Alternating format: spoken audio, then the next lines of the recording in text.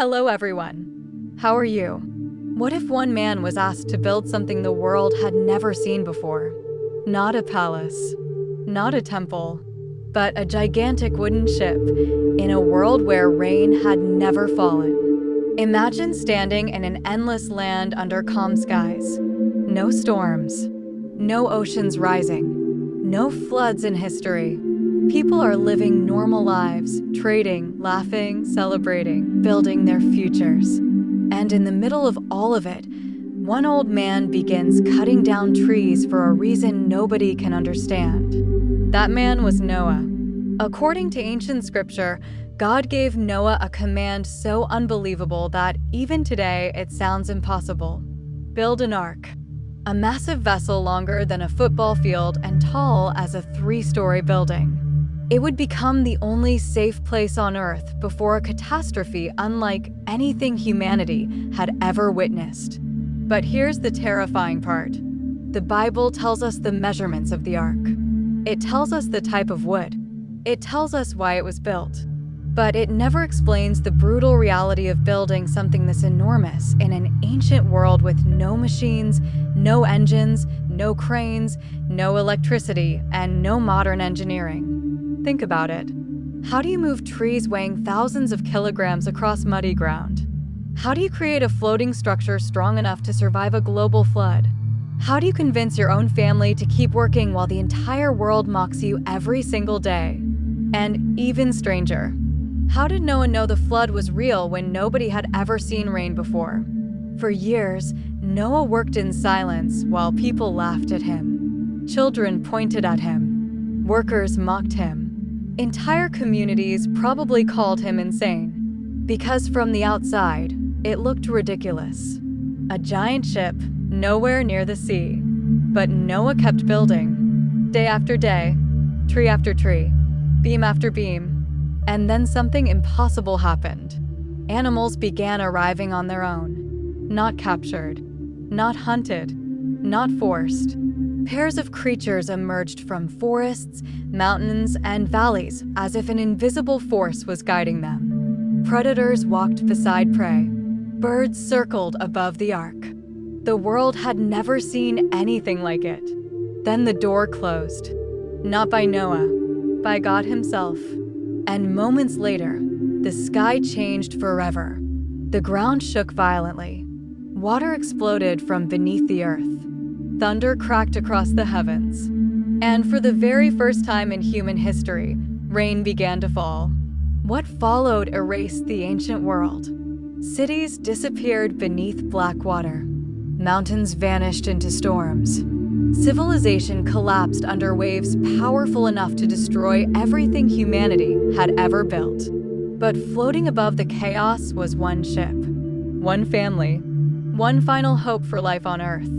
Tonight, we uncover the untold story behind Noah's Ark, the engineering mystery, the survival inside the ark, the terrifying flood, and the unbelievable journey that changed human history forever. Because this was never just a story about a boat. It was a story about faith, about survival, and about trusting God when the entire world thinks you are wrong. The world before the flood was peaceful on the surface, but deeply corrupted underneath. Humanity had multiplied across the earth. Cities expanded. People became powerful, wealthy, and violent. According to ancient scripture, evil spread so far that God decided the world could no longer continue as it was. But among all people, one man was different.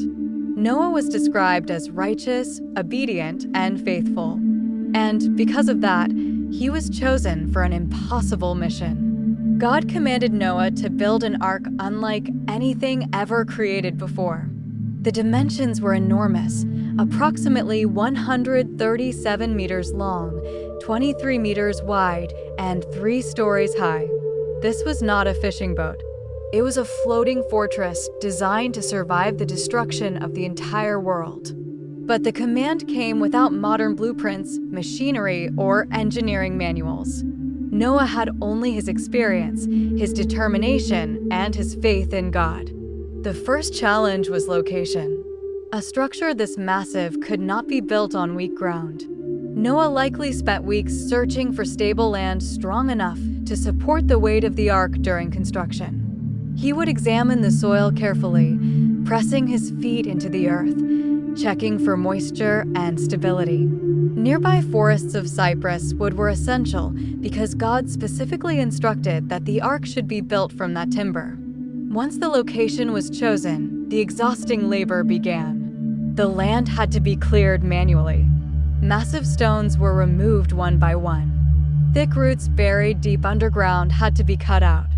Muddy areas needed drainage channels because the earth remained constantly damp from underground moisture. Every inch of ground had to be leveled by hand. It was dirty, exhausting work with no applause or recognition. Meanwhile, people gathered to watch Noah. Many laughed openly. Others mocked him, asking why he was building a giant ship where no sea existed. But Noah never stopped. Then came the wood. Hundreds of enormous cypress trees needed to be cut down. Without chainsaws or engines, every tree required endless strikes from axes and primitive tools. Hours of labor were needed just to bring down a single trunk. But cutting the trees was only the beginning. Transporting them was even harder. Without trucks or wheels, Noah's family likely used rolling logs beneath the heavy trunks, slowly dragging them across the land using ropes and manpower. The process was painfully slow, dangerous, and exhausting. As the wood accumulated, construction finally began. The most critical part was the keel, the backbone of the ark. Every floor, every animal, every supply would depend on this foundation. But no tree on Earth could provide a single beam long enough for the entire structure. Noah and his sons had to join multiple giant timbers together using ancient woodworking techniques. Carefully carved joints allowed the beams to lock together tightly. Wooden pegs hammered into place strengthened the connections until the separate pieces functioned like one massive structure. Slowly, the skeleton of the ark rose from the ground. Curved support beams formed the ribs of the ship. Thick ropes were stretched to ensure perfect alignment. Stones hanging from cords acted like primitive plumb lines to measure balance and straightness. Every angle mattered. A mistake in the structure could cause the ark to collapse under pressure during the flood. But day after day, the framework grew larger until it towered over the landscape like nothing humanity had ever seen. Once the structure was complete, waterproofing became essential. God instructed Noah to cover the ark inside and outside with pitch, a thick tar-like substance that hardened against water. Workers heated the pitch and spread it across every surface, every crack, every seam. Layer after layer was applied until the ark became fully sealed. Weeks may have passed doing nothing except coating wood with waterproof resin. Finally, the ark was protected against the coming disaster. Inside, the ark became a massive survival system. Separate compartments were constructed for different animals.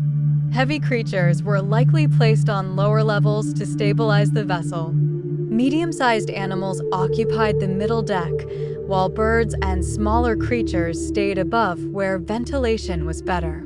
Storage rooms were filled with grain, dried plants, fruit, roots, and massive water containers. Ventilation openings beneath the roof allowed air to circulate while preventing rain from entering. And then came the strangest moment of all. Animals began arriving. Pairs of creatures approached the ark from every direction. Birds landed nearby. Wild animals walked calmly together. Predators and prey moved without attacking one another. It was as if an unseen force guided them directly to their assigned places inside the ark. Noah did not chase them. He did not capture them. They simply came. Finally, Noah, his wife, his 3 sons, and their wives entered the ark. 8 people. Then the door closed. Not by human hands. Scripture says God himself shut the door. Outside, the world continued as normal for a brief moment. But then everything changed. The ground began to tremble violently. Deep beneath the earth, enormous fountains of water burst upward with terrifying force. Cracks opened across the land. Then the sky darkened. Thunder roared overhead. And for the first time in human history, rain fell from the heavens. Not a gentle rain, a catastrophic flood. Water hammered against the ark day and night. Lightning flashed endlessly through black clouds. Entire landscapes disappeared beneath rising waves. Cities vanished. Forests collapsed. Mountains disappeared beneath endless water.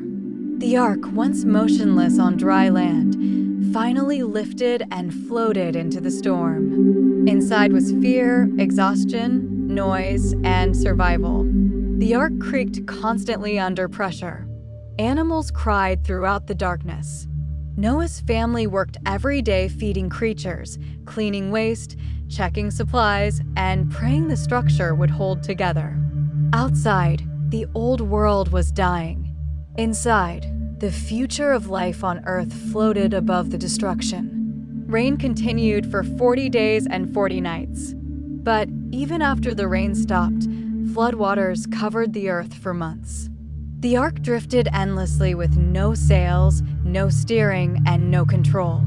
Noah could only trust that God was guiding them through the chaos. Then one day, after months of drifting, the ark came to rest upon the mountains of Ararat. For the first time in nearly a year, Noah opened a window. Fresh air entered the ark. Light filled the darkness. To test whether the land had dried, Noah released a raven. Later, he sent a dove, but it returned because there was nowhere to land. Days later, the dove returned carrying an olive leaf in its beak. Life had returned. Eventually, the dove did not come back at all. The earth was healing. Finally, God commanded Noah and his family to leave the ark. The door opened. Sunlight poured inside. Fresh wind rushed through the massive structure. One by one, the animals stepped out into a silent new world. No cities remained. No crowds. No old civilization. Everything was new. And Noah's first action was not to build a home. It was to worship God. According to Scripture, God made a covenant with humanity, promising never again to destroy the entire earth with a flood. As a sign of that promise, a rainbow appeared in the sky. The ark had completed its purpose. It was more than wood and pitch. It became a symbol of obedience, survival, faith, and hope. Thousands of years later, the story of Noah's Ark still survives because it reminds humanity of one powerful truth. When the world laughs at you for following God, faith may become the very thing that saves your life. If this story touched your heart, then don't leave without becoming part of this journey. Subscribe to the channel and turn on notifications, because here we explore the greatest mysteries, ancient stories, forgotten civilizations, and powerful truths hidden in history and scripture. And remember, when the whole world laughed at Noah, only Noah survived. Sometimes faith looks foolish until the storm begins. So stay strong in your belief, trust the path God shows you, and we'll meet again in the next incredible story.